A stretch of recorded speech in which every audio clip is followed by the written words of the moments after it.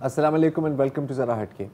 नए army chief की तैनाती के बारे में ये खबर गर्दिश कर रही है कि समरी बिल आखिर GHQ से PM हाउस पहुंच गई है और उसमें वही कि ये भी खबर है कि उसमें वही 6 नाम है जिसके ऊपर हम मेरा ख्याल है कि पिछले 6 सालों से बात कर रहे हैं। ऐसे लगता है मुझे, जी लग ऐसे ही रहे। आज शहबाज शरीफ और आसिफ अली जरदारी साहब की भी मुलाकात होती है। अनकरीब शहबाज शरीफ तुर्की रवाना हो जाएंगे। शरीफ ख़ानदान पहले से यूरोप में छुट्टियाँ मना रहे हैं।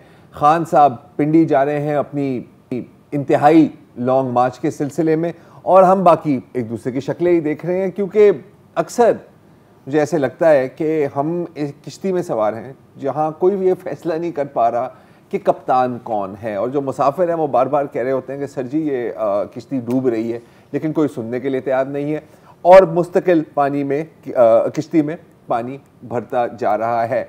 अच्छा, इस दौरान वज़ीर ख़जाना इसहाक़ डार साहब सूरह बकरा की एक आयत ट्वीट करते हैं कि ए हमारे रब, और हम पर वो बोझ ना डाल जिसकी हमें ताकत ना हो।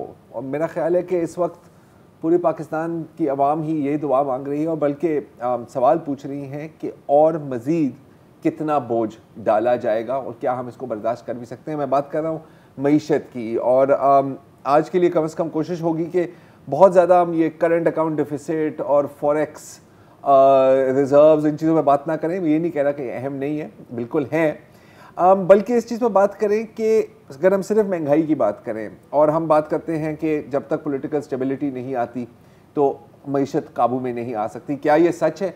और अगर आ भी गई तो क्या मईशत काबू में आ सकेगी? और अगर आ गई मईशत काबू में तो अवाम पर क्या फ़र्क पड़ेगा या नहीं पड़ेगा? गुठली को सुलझाने के लिए मैंने आज दावत दी है अमार हबीब खान की। खासियत यह है कि वो मुश्किल सवालात के आसान जवाब दे सकते हैं या कम से कम कोशिश करते हैं। बहुत शुक्रिया अमान हमें ज्वाइन करने का। तो पहले तो आप मुझे बताएं, मैं बिल्कुल सिंपल सवाल से शुरू करूंगा। पिछले साल डेढ़ में जो हमने महंगाई देखी है, मेरा ख्याल है कि बहुत तबके हैं पाकिस्तान के जो कुचले गए हैं इस महंगाई के पहाड़ के नीचे। अगले छः महीने अगले साल में क्या आप देख रहे हैं कि कुछ कदरन रिलीफ आपको नज़र आती है आवाम के लिए? नहीं ज़रार, मुझे अगले 6 महीने में बिल्कुल किसी किस्म का कोई रिलीफ या कोई कमी नज़र नहीं आती। मैं बिल्कुल एक सच्ची बात करूंगा जो कि एक वो है, बेसिकली अभी हमने जो है कोशिश करके बहुत जद्दोजहद करके रुपए को जो है डॉलर के अगेंस्ट तकरीबन 220-221 के अगेंस्ट जो है हमने उसको बांध के रखा हुआ है। जैसे ये अपनी वैल्यू पे जाएगा 240-245 की, फिर से जो है एक महंगाई का जो एक तूफ़ान होता है, एक उसका जो एक इफ़ेक्ट होता है वो आना शुरू होगा। तो अगले 6 महीने में जो है महंगाई बिल्कुल और बढ़ सकती है। उम्मीद ये है कि अगर इंटरनेशनली ग्लोबली जो है आदमी मंडी में अगर तेल की या गैस की इन सब चीज़ों की कीमतें बहुत ज़्यादा गिर जाएँ तो शायद जो है हम थोड़ा बच जाएँ, मगर अगर वो नहीं गिरती हैं, इस लेवल पर भी रहती हैं, तो महंगाई बिल्कुल होगी, इसमें कोई शक नहीं। आपने अमार बताया कि डॉलर का जो आपने जिक्र किया वो भी आप इंटरबैंक की बात करें ना, ओपन मार्केट में तो डॉलर बिल्कुल शॉर्ट है, और जो कम से कम 10 रुपये का जो फ़र्क है वो फिर ज़ाहिर है कि हमारे रिमिटेंसेस पे उसका बहुत फ़र्क आ रहा है। आपने देखा होगा अभी जो स्टेट बैंक की रिपोर्ट आई उसमें उन्होंने कहा कि जी हमारे रिमिटेंसेस जो है वो काफ़ी कम हुए हैं, और उसमें बड़ा आंसर शायद यही है कि लोग अब कह रहे हैं कि जी हवाला के ज़रिए भेजते हैं, बेहतर रेट मिलेगा और इंटरबैंक से नहीं मिलेगा।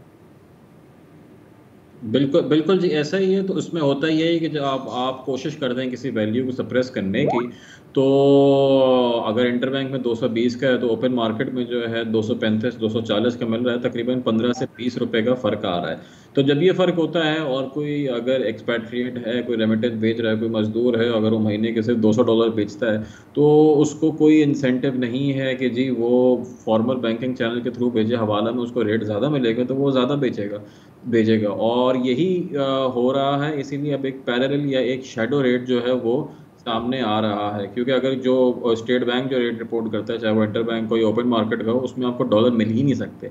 मगर इनफॉर्मली जो है या अनऑफिशियल मार्केट में आप जाएं तो बिल्कुल आपको डॉलर मिल जाएंगे, मगर वो सारे आपको 240 से उससे ऊपर के लेवल पे मिलेंगे। अच्छा, एक बड़ा जो आंसर है जो आवाम पे जो बोझ पड़ता है महंगाई का, चाहे वो ये एनर्जी प्राइसेस हों या दूसरी महंगाई हो, उसमें हम हमेशा IMF को काफ़ी ब्लेम करते हैं। आपको याद होगा कि ये जो अभी लोग गवर्नमेंट में हैं ये कहते थे ये PTI IMF का बजट नहीं चाहिए, लेकिन कम से कम ये है कि हम वापस प्रोग्राम में चले गए, और वो हमारे लिए इसलिए भी ज़रूरी है कि फिर हमें चीन भी पैसे देगा, सऊदी अरब भी देगा, क्योंकि उन सब ने इसको नथी किया हुआ है कि जब तक आप IMF प्रोग्राम में होंगे तो पैसे मिलेंगे, वरना नहीं मिलेंगे। लेकिन अभी आप जानते हैं कि ये IMF का जो विज़िट था ये हो गया है पोस्टपोन, और उसमें दोबारा डिफरेंसेस आ रहे हैं गवर्नमेंट के IMF के साथ इसी बात पे कि IMF कह रहा है कि जी कि आपने जो ज़राअत में आपने दिए हैं पैकेज दिया है क्योंकि सैलाब के बाद, वो आप वापस करें। जो आपने इंडस्ट्रियल सेक्टर को आपने एनर्जी पे सब्सिडी दी है वो वापस करें। इस तरह की जब ये मुतालबात आएंगे IMF के से, तो उसका तो क्या गवर्नमेंट ये चाह रही है कि हम लोगों पे बोझ ना डालें, लेकिन वो डालना पड़ेगा अगर आपने IMF प्रोग्राम में रहना है। देखें, IMF ये बातें क्यों कहता है, बहुत सीधा सा हिसाब है। IMF ये कहता है कि जी आपकी जितनी चादर है उतने आप अपने पाँव फैलाएं। हमारे जो है रेवेन्यू, टैक्स रेवेन्यू बढ़ते नहीं है। हम उन्हीं लोगों को टैक्स बार बार करते हैं जो हमेशा से टैक्स देते आए हैं। ज़्यादातर उसमें सैलरी तबका होता है और वो कंपनियां होती हैं जो कि हमेशा से टैक्स दे रही हैं, और हम किसी को टैक्स करते नहीं हैं। ना ही हमने कभी कोशिश करी है टैक्स नेट को बढ़ाने की। इस हुकूमत ने जो है, पिछले फाइनेंस मिनिस्टर ने कोशिश करी थी, मगर उसकी वजह से उनकी नौकरी चली गई थी। तो ये हाल होता है, जो भी टैक्स करने की कोशिश करता है उसकी नौकरी जो है वो तेल हो जाती है या उसकी नौकरी ख़त्म हो जाती है। तो बेहतर यही रहता है कि जो फाइनेंस मिनिस्टर आता है कि इज्जत से रहें, जब तक रह सकते हैं, टैक्स नहीं बढ़ाते, फिर आगे वो किसी और का मसला बन जाता है। तो जब तक आप रेवेन्यू इंक्रीज़ नहीं करेंगे, आप किसी तरह सर्वाइव नहीं कर सकते। हमारे अखराजात जो हैं वो बढ़ते जा रहे हैं। अखराजात में हुकूमत की तनख्वाहें, हुकूमत के जो चंदे के दारे हैं उनकी तनख्वाहें, उनकी कुछ इक्विपमेंट और बहुत सारी बेतहाशा चीज़ें जो हैं वो हुकूमत के पैसों से ही जाती हैं। मगर जब हमारे पास इतना रेवेन्यू नहीं होता, इनकम जनरेट नहीं करते, तो हमें बोरो करना पड़ता है। हमें लोकल मार्केट से या आलमी मंदी से जो है वो बोरो करना पड़ता है, उधार लेना पड़ता है। अब ये हाल हो गया है कि जितना भी हम टैक्स कलेक्ट करते हैं या जो हुकूमत जो भी रेवेन्यू करती है उसका तकरीबन आधे से ज़्यादा जो है, तकरीबन 53 से 55% जो है वो सिर्फ सूद या मार्कअप देने में चला जाता है। तो एसेंशियली पूरी हुकूमत जो है वो 45% पे चल रही है। अगर इसी तरह चलता रहा तो अगले 3-4 साल में ये चीज़ कुछ 70-80% पे हो जाएगी और बिल्कुल भी गुंजाइश नहीं रहेगी हुकूमत के पास कि किसी किस्म का खर्चा कर सके। अभी भी जो है हुकूमत की अगर तनख्वाहें या पेंशन होती हैं वो काफ़ी लेट आती हैं या कुछ ना कुछ मसला होता है। आगे जाके हो सकता है ये देना भी मुश्किल हो जाए इनके लिए। तो ये एक इशू है कि सॉल्व करना है। IMF चाहता है ये इशू सॉल्व हो, मगर हम खुद नहीं चाहते कि ये चीज़ सॉल्व। बल्कि बहुत से सरकारी इदारे जो हैं रफ्ता रफ्ता पेंशनर्स हमें बताते हैं कि आधी पेंशन अभी ले लो, बाकी आधे जब पैसे आएंगे तो फिर दे देंगे।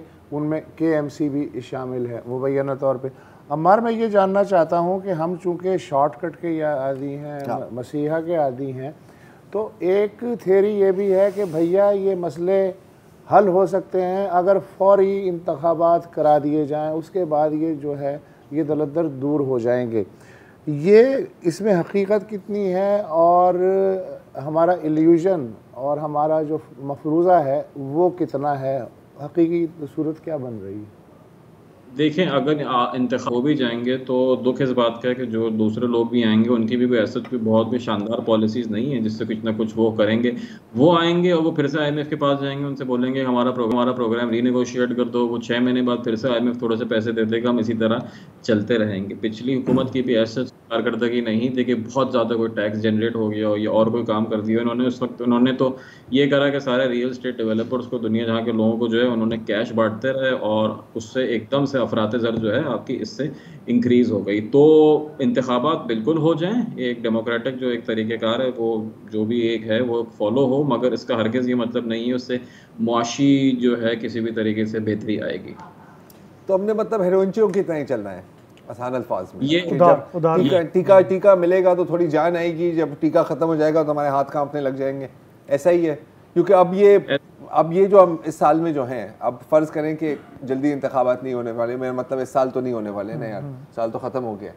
तो ये जो आखिरी साल होता है हुकूमत का, या जो 6 महीने होते हैं, 7 महीने होते हैं, उसमें कोई रिफॉर्म्स की आप उम्मीद नहीं कर सकते, बल्कि उसमें ये होता है कि इलेक्शन ना भी हो तब भी आप रिफॉर्म्स की उम्मीद नहीं कर सकते। एक्चुअली मेरा यही सवाल था अमार, अगर आप ये बता सकें कि ये जो हमारी जो 3 पार्टियां हैं, अगर 19-20 का कोई फ़र्क है क्या इनमें कि इनकी जो इकोनॉमिक मैनेजमेंट है एक की ज़रा बेहतर हो दूसरे से, या ये at the end of the day इनकी सारी तवज्जो जो है ये पॉलिटिक्स पे, ताइनाती पे लगी हुई है और economy seems to be in free fall?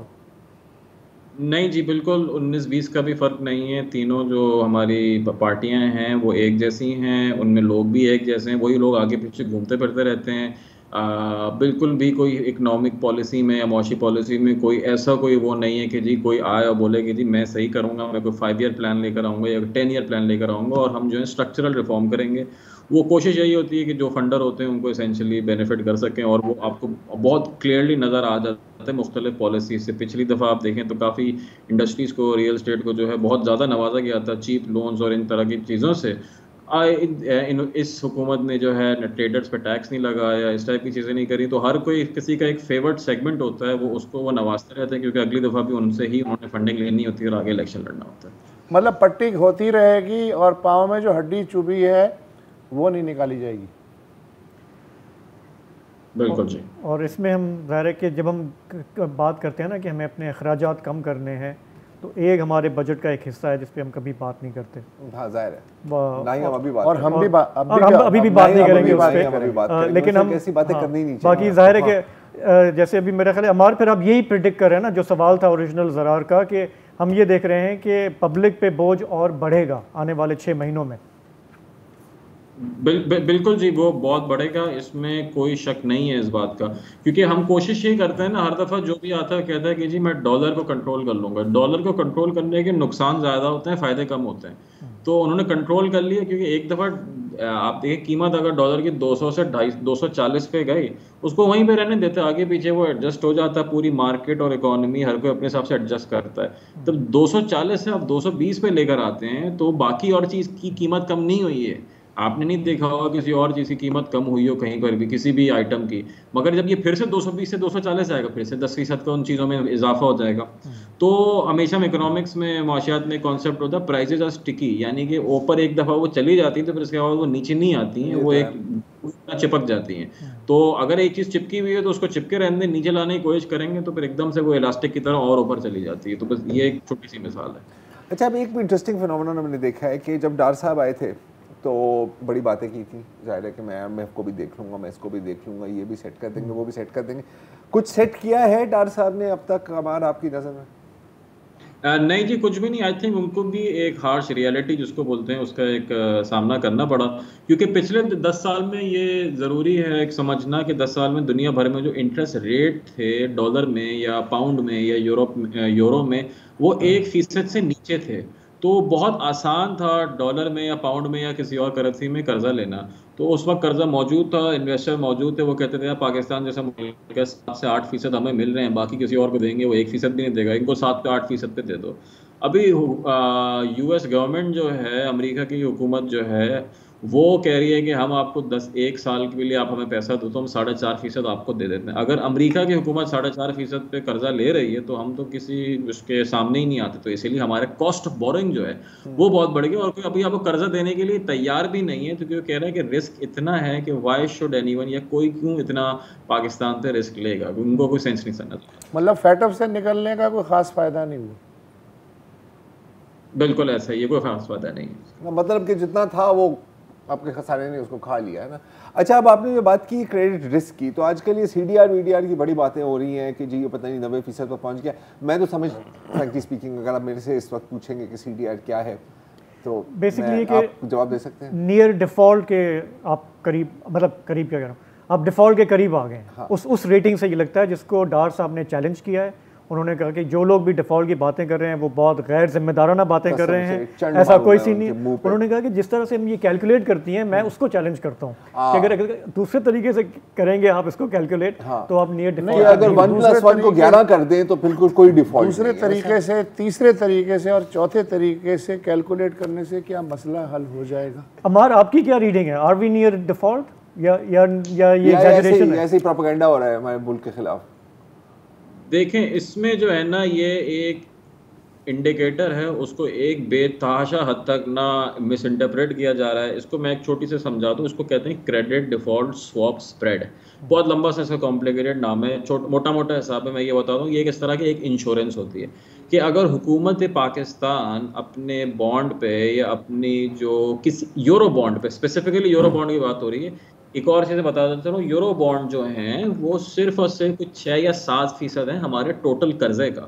तो 6 या 7% की बात हो रही है अभी यहाँ पे, ठीक है। यानी अगर आपने किसी से 100 रुपए लिए हुए हैं, तो एक बंदा है जिसने सिर्फ आपको 5 रुपए दिए हुए हैं, तो आप उसको ज्यादा वैल्यू देंगे नहीं। हाँ यार ठीक है 5 रुपए दिए हुए, बाकी तो 95 रुपए भी हैं, उनका क्या करूंगा मैं, ठीक है। तो वो बंदा जो है वो जाता है किसी इंश्योरेंस कंपनी के पास, उससे कहता है कि यार ये जो हैं अमार साहब हैं, इन्होंने जो है मेरे पैसे अगर नहीं दिए तो मैं क्या करूंगा। वो कहते हैं कि यार ठीक है, अगर अमान ने पैसे नहीं दिए मैं तुमको पैसे दे दूंगा, मगर तुम एक इंश्योरेंस की एक प्रीमियम दे दो, एक फीस दे दो मुझे। वो कहता है यार ठीक है। नॉर्मल हालात में पाकिस्तान की जो है वो ये फीस चलती थी, अगर 100 रुपए का बॉन्ड है तो फीस होती थी पाकिस्तान की 4 या 5 रुपए। वो पिछले कोई 6 महीने में वो 5 रुपए बढ़ के पहले कोई 10 रुपए हुई, 10 रुपए से 20 रुपए हुई, अब वो जो है कोई 90 रुपए हो गई है। अच्छा, इसमें भी ये है कि कोई बंदा दूसरे एंड पे होना चाहिए जो बोले कि यार मैं इंश्योर कर रहा हूँ। अभी कोई है नहीं इंश्योर करने वाला, तो ये जो एक प्राइस आती कि जी आज 93% हो गया या 1000% हो गया, जितना भी परसेंट हो गया, तो वो एक सिर्फ मैथमेटिकल मॉडल से निकली हुई है। कोई दूसरे एंड पे कोई पार्टी खड़ी हुई नहीं है और कह रही है कि यार हम आपका रिस्क इंश्योर कर देंगे। एक मैथमेटिकल मॉडल के हिसाब से तो पाकिस्तान अभी तक डिफॉल्ट कर चुका होता, 2 महीने या 2 साल पहले डिफॉल्ट कर चुका होता, मगर ऐसा नहीं है। तो कुछ चीजें होती हैं जैसे कहते हैं ना पिंच ऑफ सॉल्ट, नमक के जो चुटकी बराबर नमक के हिसाब से रहना चाहिए। ये बिल्कुल वैसा ही इंडिकेटर है। इंशाल्लाह पाकिस्तान की जो अगली पेमेंट ड्यू है वो 5 दिसंबर को है, 5 करेगा। फिर उसके बाद जो अगली पेमेंट है वो 25 अप्रैल या 2024 को है। तो 18 महीने है, अल्लाह मालिक 18 महीने में बहुत कुछ हो सकता है। But we are not defaulting at least on euro bonds, क्योंकि देखिए जो डिफॉल्ट की बात हो रही है ना वो 100 में से सिर्फ 5 रुपए की बात हो रही है। बाकी जो 95 सऊदी अरब के हैं, चाइना के हैं, अमारात के हैं, उनसे हम बातचीत करके भाई बंदी में जो है आगे रोल ओवर करने की कोशिशों में लगे हुए हैं। मतलब कि ये सर्दियां निकल जाएंगी। चले आपका काफी आज के लिए बहुत बहुत शुक्रिया। Basically it goes back to वही पॉलिटिकल इंस्टेबिलिटी है, सब ये ताइनाती पे मामला रुका हुआ है और ये सब चीजें आपके हाथों से निकलती जा रही हैं। हाँ, लेकिन वो हो भी जाए ना फिर भी हाथों से इन्होंने कहा ना कि अब तक तो जो जिस तरह की प्रोजेक्शन है पाकिस्तान को डिफॉल्ट करना चाहिए, लेकिन नहीं कर रहा। कोई तो है जो निजाम। तो मुझे याद आया कि एविएशन के प्रिंसिपल के हिसाब से मक्खी को उड़ना नहीं चाहिए, इसलिए कि उसके पर जो है उनका साइज उतना वजन नहीं सहार सकते जो मक्खी के बदन का वजन है। हाँ। उसके बावजूद फिर भी रोक के दिखाओ, रोक के दिखाओ मक्खी को। हाँ। आप कोई तो है, वक्फा ले ले, वक्फा ले ले।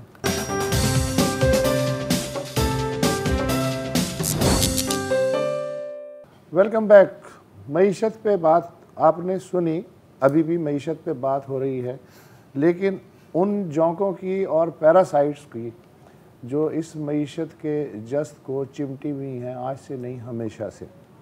एक ख़बर आई कोई 6 दिन पहले कि डिप्टी कमिश्नर मटियारी अदनान रशीद और असिस्टेंट कमिश्नर हैं न्यू सईदाबाद जो मटियारी ज़िला की तहसील है, मंसूर अब्बासी, उनके हवाले से ख़बर आई कि M6 मोटरवे जो हैदराबाद से सक्खर तक का सेक्शन कहलाता है, उसमें ज़मीन की ख़रीदारी के लिए DC के अकाउंट में NHA ने 2.25 अरब रुपए की, नहीं माफ़ कीजिएगा 4 अरब 9 करोड़ रुपए की रकम जमा करा दी कि जो 70 किलोमीटर का टुकड़ा है, ज़ाहिर है किसी न किसी की मिल्कियत होता है, तो आप उनसे ख़रीद लें, पैसे दे दें ताकि हम अपना काम स्मूथली मोटरवे का जारी रख सकें। उन्होंने कहा जी ठीक है, अकाउंट में पैसे भेज दिए गए। फिर अचानक पता चला कि पिछले 2 महीने के अंदर अंदर अचानक तेज़ी से ये रकम ख़र्च होने लगी या कम होने लगी, अल्लाह बेहतर जानता है। लेकिन अब पता चला है कि इसमें से 2.25 अरब रुपए की खुर्द बुर्द हो गई DC साहब और असिस्टेंट कमिश्नर जो थे न्यू सईदाबाद और भी लोग होंगे उनकी मदद से। और फिर जाहिर है कि इंक्वायरी बैठी, हंगामा मच गया, DC साहब को मुअत्तल करके हिरासत में ले लिया गया, अब उनका जिस्मानी रिमांड भी लिया गया है, जबकि AC को मुअत्तल करके इंक्वायरी शुरू हो गई है। पहली दफ़ा किस्त में 2.14 बिलियन रुपए विड्रॉ हुए अक्टूबर के महीने में, और फिर नवंबर के महीने में 22 मिलियन रुपए विड्रॉ हुए, और वो भी उस वक्त जबकि इंक्वायरी कमेटी वहाँ मौजूद थी। चमत्कारी और कारीगरी जो है ये नेक्स्ट लेवल की है। छान फटक जो हुई है तो अब तक वो 8 खातेदारों के नाम बता चुके हैं कि जिन्हें ये रकम दी गई थी ज़मीन के अवज़, कैश दी गई थी, चेक में दी गई थी। अभी हम नामा निगार से बात करेंगे और फिर हस्बे रिवायत आपको पता है ऐसे मौके पे GIT भी बन जाती है और GIT का मैंडेट आमतौर पे ये होता है कि ये जो 2 लोग हैं या इनके नीचे 2 लोग हैं उनके बारे में बताएं कि इन्होंने कैसे खुर्द-बुर्द की, इनके ऊपर कौन कौन है। आमतौर पे GIT जो है उसके मैंडेट में ये बातें शामिल नहीं होती। तो नामा निगार मोहम्मद हुसैन हमारे साथ हैं। मोहम्मद साहब ये बताइए कि क्या ये दोनों अकेले ही हैं? शुक्रिया वसूदुल्लाह साहब। जैसे आपने सवाल किया कि दोनों अकेले हैं या नहीं, इस पूरी जो अमाउंट मिसयूज़ ऑफ अथॉरिटी के तहत निकाला गया है, खुर्द-बुर्द किया गया है, गुम किया गया है, उसका अगर आप साइज़ देखें तो बहुत बड़ा अमाउंट है। वो 4 अरब 9 करोड़ रुपए, जैसे बुनियादी तौर पे 2.25 अरब नहीं, 2 अरब 14 करोड़ रुपए निकाले गए कैश की सूरत में। कैश इसमें तक की जो तफ्तीश हुई है उसमें डिप्टी कमिश्नर साहब ने कुछ गुफ्तगू फरमाई है जो GIT सीनियर ऑफिसर्स हैं उनके साथ, और आज जब कुछ मालूमात हासिल की तो उसमें कुछ इस तरह बात मालूम हुई है कि शायद जो अमाउंट गायब है जो कैश की सूरत में निकाला गया उसमें से शायद कुछ रिकवरी एक्सपेक्टेड है आइंदा कुछ दिनों में, क्योंकि GIT ने DC साहब को, साबका DC साहब को इंटरोगेट किया है जामशोरों में कल। अच्छा मुझे अब ये लास्ट क्वेश्चन, नहीं मुझे ये बताइए, अब मेरा जो अकाउंट है एक दफ़ा मैंने उसमें से 10 लाख रुपए यकमुश्त निकाले और वो भी ज़ाहिर है चेक के ज़रिए और अपने ही अकाउंट से निकाले, तो वो ब्लॉक लग गया उस पर। और अगले दिन वो स्टेट बैंक ने मेरी ब्रांच को कुछ लिखा कि भाई साहब ये अचानक इतनी रकम रैंडमली, उन्होंने पूछ लिया कि किसने निकाली, किस मकसद के लिए निकाली है। तो मेरे अपने अकाउंट से ये हाल है। इन भाई साहब ने 2 अरब रुपए से ज़ायद का कैश निकाला तो स्टेट बैंक में तो आग लग जानी चाहिए थी, लाल बत्तियां रोशन हो जानी चाहिए थी। ये फनकारी कैसे हुई है, ये कैसे मुमकिन है कि इतना, और वो भी बटियारी की किसी ब्रांच से? जी, इसमें जिस बात ने सबसे ज़्यादा सिंध गवर्नमेंट को परेशान किया है वो यही है कि एक तो ये कि ये अकाउंट सिंध बैंक ने ओपन कर दिया असिस्टेंट कमिश्नर सईदाबाद के नाम पर without permission of finance department of Sindh government, जो कि नहीं हो सकता। जो फैक्ट फाइंडिंग कमेटी ने वहाँ जाके तहकीकात की हैं और उधर उन्होंने ये एग्री किया, उन्होंने ये माना बैंक मैनेजमेंट ने कि जी हमें असिस्टेंट कमिश्नर साहब मंसूर अली अब्बासी जो हैं, जो इस वक्त हिफाजती ज़मानत पर हैं, उनके दिए गए लेटर्स की रोशनी में हमने ये कैश उनको देते चले गए हैं और वो लेटर्स अपने पास रखते चले गए हैं कि जी ये स्टाफ आएगा, इनको ये कैश दे दिया जाना है। जबकि ये पैसा जिस मद में है, यानी ये M6 मोटर जो बनना है बीच के दरमियान, उसकी मद में जो ज़मीन एक्वायर होनी है उसके लिए ये पैसा था, जो कि किसी भी सूरत में बैंक गवर्नमेंट की, आप समझ लें कि कोई भी ट्रांजैक्शन हो वो without creating any legal instrument draw नहीं हो सकती, जबकि इन्होंने सारा का सारा अमाउंट कैश की सूरत में निकाला। वाह वाह वाह वाह, क्या कहने। खातेदारों को भी जाना था तो भी ये खातेदारों के बैंक अकाउंट में जाना था, ना कि कैश जाना था। अच्छा, ये 438 चेक्स हैं टोटल जिसके ज़रिए ये कैश ड्रॉ किया गया है, और जो असिस्टेंट कमिश्नर साहब ने जिन खातेदारों का रिकॉर्ड दिया वो सिर्फ 8 हैं और वो भी इनकम्प्लीट फाइल्स। इनकम्प्लीट। सर यहाँ पर एक सेकंड पॉज करें, हमने लेना है हेडलाइंस के लिए, उसके बाद आपसे गुफ्तगू हो जाएगी।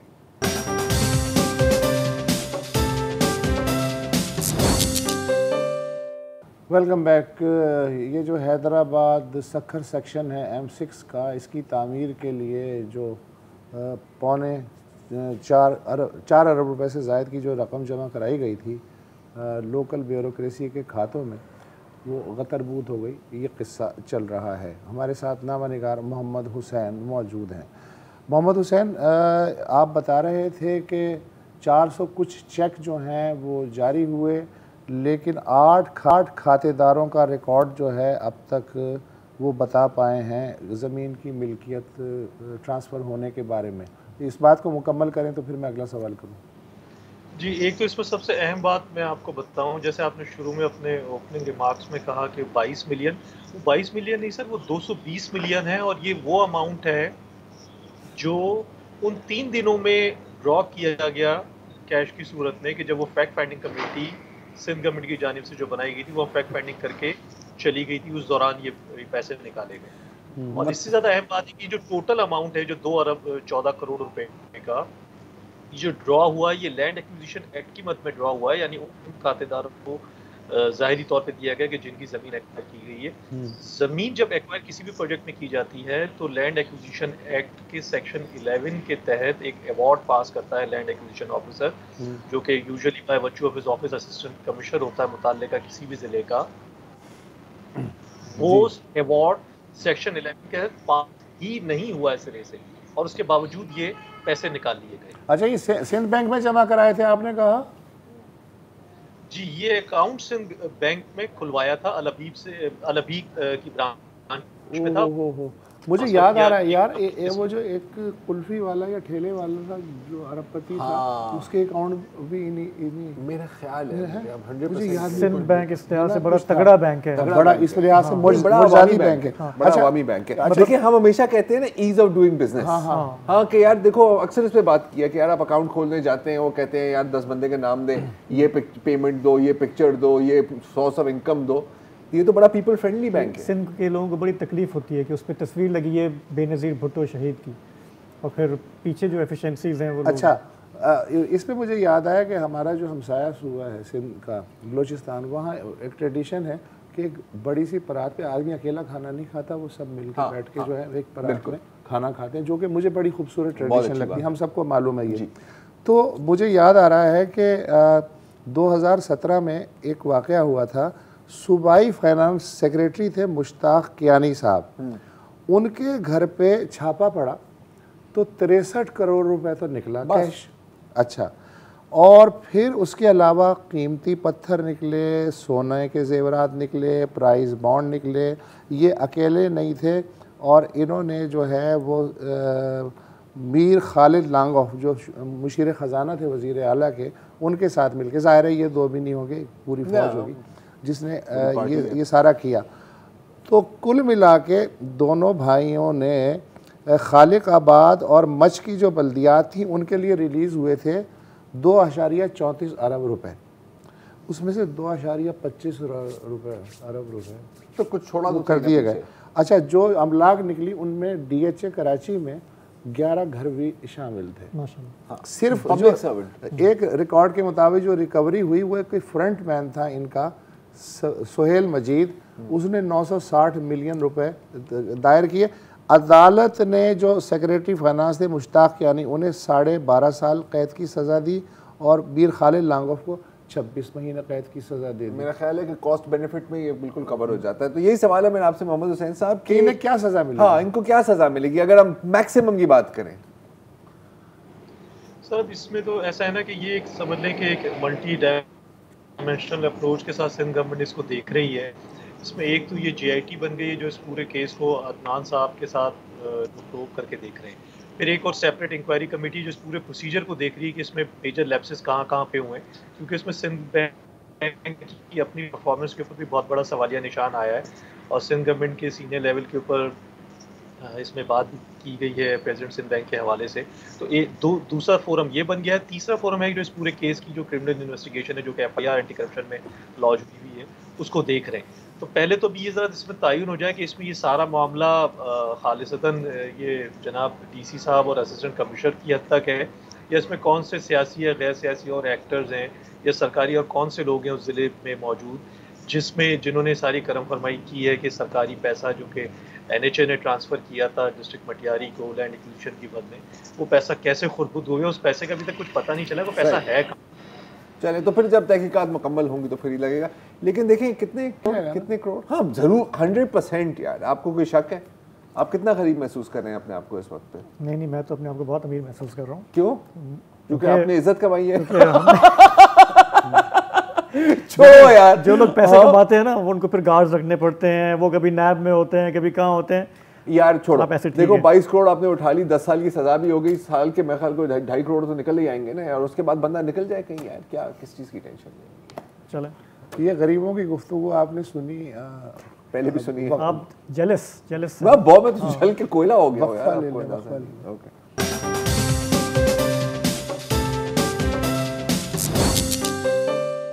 Welcome back. अच्छा, लायनल मेसी नाम तो आपने सुना होगा, इनको greatest of all time player यानी गोट कहा जाता है, और आज कतर में कुछ ऐसा हुआ है कि सऊदी अरब ने वाकई उसको बकरी समझकर ज़िबा कर खा लिया है, और कम से कम अर्जेंटीना की टीम को शिकस्त दे के ये मीम गर्दिश कर रही है कि जी ये सऊदी अरब आपको इस तरह देख रही है, यू नो।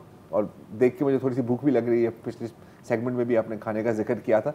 अच्छा, कतर में जो वर्ल्ड कप हो रहा है, वर्ल्ड कप जनरली एक दुनिया का मेरे ख्याल सबसे बड़े स्पोर्टिंग इवेंट्स की फहरिस्त में आता है। दुनिया भर से फैंस आते हैं, और जब फैंस आते हैं ना तो वो अपना थोड़ी सी कल्चर और अपनी फ्लेवर भी सामने लाते हैं, और एक बड़ी टेंशन थी कि यार इतनी बड़ी तादाद में लोग आएंगे और कतर जैसे एक छोटा सा मुल्क और दोहा जैसे एक छोटा सा शहर इसको कैसे संभाल लेगा। लेकिन अब तक सब सही चल रहा है, बल्कि काफ़ी लोगों के कुछ एडवेंचर्स भी चल रहे हैं। अब जैसे ब्रिटिश फैंस को अगर आप देखें तो आपको पता है कि उनको पीने पिलाने का काफ़ी शौक है, इनफैक्ट काफ़ी नटोरियस है इस काम के लिए।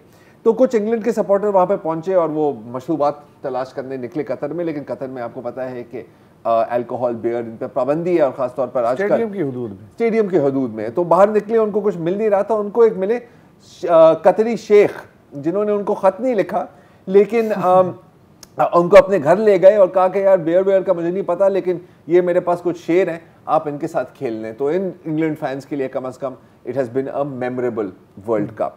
लेकिन अगर हम फैंस की बात करें तो मेरा ख्याल है मैन ऑफ द मैच को छोड़ें, फैंस ऑफ द मैच का खिताब हमारे जापानी भाइयों को जाता है, और वो इसलिए कि बाकी तो प्लेयर, आपको पता है फैंस आते हैं, शोर मचाते हैं, पार्टी करते हैं, कचरा छोड़ के निकल आते हैं। जापानीज़ फैंस ने सबका इंतज़ार किया, जब सब निकल गए तो पूरी उनकी जो फैन क्लब है वो स्टेडियम में घूमे कचरे के थैलों के साथ, और पूरी स्टेडियम की सफाई कर दी। ये कैसे लोग होते हैं? या उनसे पूछा गया है ये सवाल। अच्छा। उनसे पूछा गया, तो ये जो साहब हैं, ये बारेनी एक कोई यूट्यूबर है, तो उन्होंने उनसे पूछा कि आप क्यों कर रहे हैं। उन्होंने कहा कि जी हम जापानीज हैं, ये हमारा कल्चर है, और हम कहीं जब जाते हैं ना तो हम कचरा नहीं छोड़ते पीछे, हम अपना कचरा नहीं उठाते, दूसरों का कचरा सोचो। अच्छा, हम किसी जापानी कंपनी को ही कॉन्ट्रैक्ट देंगे ना कचरा उठाने का, हम अपना कचरा खुद नहीं उठाते। Solid waste management board sir, हो सकता है कि सिंध बैंक में उनका अकाउंट हो कोई गारंटी नहीं है। अच्छा, तो फिर अच्छा ना सिर्फ ये, बल्कि वो जो झंडे, छोटे से झंडे सब ले आते हैं ना, अच्छा उसके बाद सारी मुहब्बल बत्ती आपकी खत्म हो जाती है, तो वो झंडे नीचे फेंक देते हैं। तो उन्होंने उठाकर उनको साफ किया, उन्होंने कहा कि नहीं यार, ये आपका नेशनल फ्लैग है, इसकी आप कदर करें। और फिर जब बंदा वीडियो बना रहा तो उसने कहा यार वीडियो ना बनाए, हम कैमरों के लिए काम नहीं कर रहे। सोचो यार, ये भी ऐसे भी लोग होते हैं। अच्छा, अब जाहिर है कि आप खेल और सियासत को अलहदा नहीं कर सकते, और अब हालांकि हाल में ही काफ़ी अरब ममालिक ने इजराइल के साथ ताल्लुकात कायम कर लिए हैं, फ़्लाइटें भी आ रही हैं, दुबई में टूरिस्ट भी पार्टी कर रहे हैं। लेकिन लगता है कभी कभी कि अवाम इतनी खुश नहीं है, जैसे कि बाकी सबको इंटरव्यूज़ दे रहे हैं, लेकिन जहाँ उनको नज़र आता है कि ये जी इजरायली फिल्म क्रू आया हुआ है, तो थोड़ा इसके साउंड भी दे दे साथ में, तो वो वहाँ पर फ़लस्तीन के नारे शुरू कर देते हैं। और जहाँ पर और जब अगर कोई इंटरव्यू लेने आता है फैंस के, बाकी तो हर चैनल को देते हैं, लेकिन जहाँ पर इजरायली नज़र आता है उसने कहा कि यार नहीं, लॉन्ग लिव पैलेस्टीन, और वो वहाँ से कट जाते हैं। अच्छा, अब इजरायलियों के साथ जो कुछ भी हो रहा है, सबसे ज़्यादा गालियाँ इस वक्त किसको पड़ रही है? बीबीसी को। और वो क्योंकि अब आपको पता है ये बहुत बड़ा न्यूज़ इवेंट है, कतर का वर्ल्ड कप या कोई भी वर्ल्ड कप। तो जो ओपनिंग सेरेमनीज होती हैं वो हर जगह नशर होती हैं, बीबीसी पर भी नशर होनी थी, लेकिन बीबीसी ने नशर नहीं की। आईटीवी पे भी नशर नहीं हुई, आईटीवी पे भी नशर नहीं हुई। और इंस्टेड वहाँ पर गैरी लिनेकर साहब को बुलाया और वो तनकीद शुरू कर दी उन्होंने कि जी ये दुनिया का सबसे कंट्रोवर्शियल वर्ल्ड कप है, कतर का जो इंसानी हकूक़ का रिकॉर्ड है वो बहुत बुरा है, वहाँ पर हम जिन्स परस्ती अलाउड नहीं है और एक्टिविस्ट को कुचला जाता है, और ये सारी बातें सच है। लेकिन फिर लोगों ने याद करा चाहा, और ख़ास तौर पर कि जिन लेबरर्स ने, जिन वर्कर्स ने ये सारे स्टेडियम बनाए हैं, और बल्कि पूरा दुबई और कतर इन सारे शहरों को बनाया है, उनके साथ बहुत बुरा सलूक किया ये भी जाता ठीक बात है, ये भी बात ठीक है। लेकिन फिर लोगों ने कहा कि यार इसका मतलब है कि आपका तो बड़ा एक प्रिंसिपल स्टांस है, हाँ, और प्रिंसिपल का मसला ये होता है कि प्रिंसिपल को कायम रखना पड़ता है माजी में भी और मुस्तकबिल में भी, राइट। तो लोगों ने कहा यार 9 महीने हो गए हैं कि एक मुल्क है चाइना के नाम से और उसका एक दारुल हुकूमत है बीजिंग, जहाँ पर विंटर ओलंपिक्स हुई थी, और ये इसी BBC ने वो तक पूरी नशर की थी। हालांकि ये वही BBC है जो दिन रात चीन को बुरा भला भी कह रहा होता है कि जी आपके ह्यूमन राइट्स रिकॉर्ड बहुत बुरा है, वीगर्स के साथ आप बहुत बुरा कर रहे हैं, आपके यहाँ कोई जमहूरियत नहीं है। लेकिन उस वक्त जाहिर है कि ये सारी चीज़ें याद नहीं आई। ना सिर्फ ये, बल्कि वर्ल्ड कप जब 2018 में हुआ था रूस में, तो उस वक्त रूस क्रीमिया पे काबिज था और मशरकी यूक्रेन की भी काफ़ी रकबे पर काबिज था, वो भी सारी चली। तो कतर के साथ ये डबल स्टैंडर्ड क्यों है? अच्छा क्यों है बताया ना, नहीं पता नहीं क्यों है। हालांकि वो बिडिंग का मसला था ना कि कहाँ होगा, ये भी है। अच्छा ये मेन तो वही है ना, गुस्सा कि जी हमें नहीं मिला और उधर चला गया, तो हम तो मजा चखाएंगे। लेकिन उनको कतर से तो और तो बहुत कुछ मिला है। आपने सऊदी अरब के साथ बहुत ज्यादती की, आपने आधी लाइन में यार सबसे बड़ी खबर बताते भैया, ये जो अर्जेंटीना है वर्ल्ड रैंकिंग में नंबर 3 है, सऊदी अरब 51। अच्छा लोगों को तो ये भी पता है जो आपने अभी बयान किया है ना, तो दोहराने की जरूरत ही नहीं थी। मुसलसल 36 मैच अब तक अर्जेंटीना इस मैच तक जीत चुका है, और मेसी साहब सबसे बड़ी बात है वहाँ है, फिर भी 2-1 पे हरा दिया। मैं ये सोच रहा हूँ कि जिसने सऊदी अरब पे सट्टा लगाया होगा 100 और 10 के रेशो में, यार सोचो उसे कितने पैसे सोचो अगर DC साहब ने अपने पूरे पैसे इस पे लगा दिए। अब हम सोचते हैं इसके बारे में, हम कैलकुलेट करते हैं। आज के लिए इजाज़त दीजिए।